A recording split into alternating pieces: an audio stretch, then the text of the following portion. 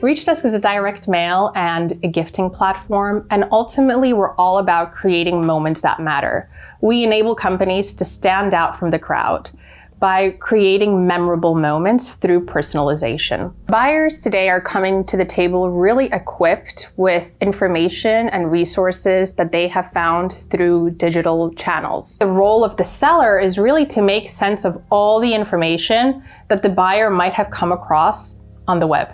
What they want to hear is, what are the icebergs in the distance? What are the things that we should be looking out for? What are the things that are happening that maybe I'm not aware of, but will impact me in some way, shape, or form?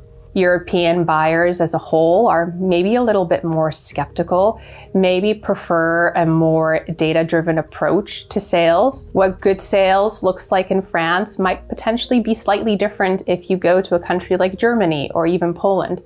Really keeping in mind those cultural differences will allow sellers to be successful and make sure that any kind of messaging or value proposition that they're bringing to the table resonates with their prospective buyers. Having access to the right information is key, but more importantly, what deep sales allows sellers to do is to have the right information at the right time.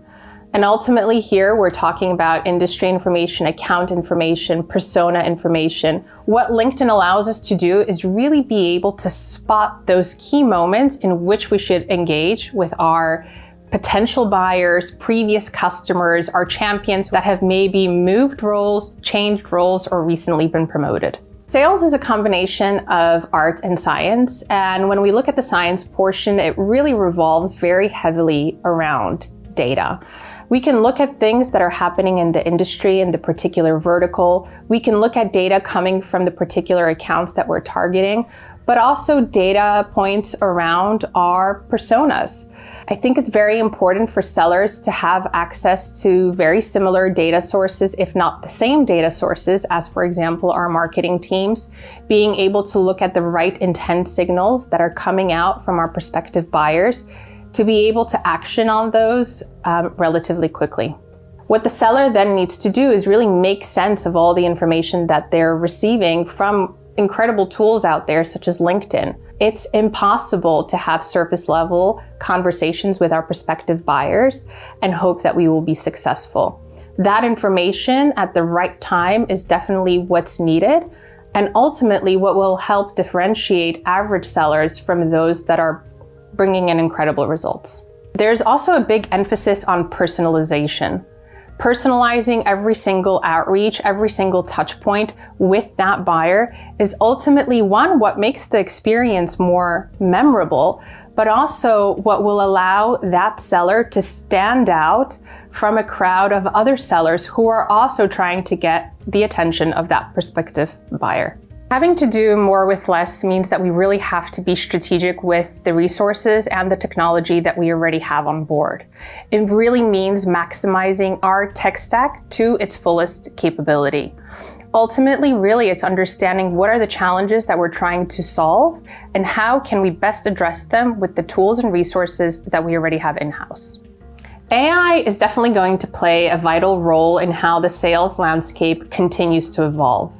I personally don't think AI will ever replace a seller, but where I can see AI playing a vital role is almost acting as that co-pilot.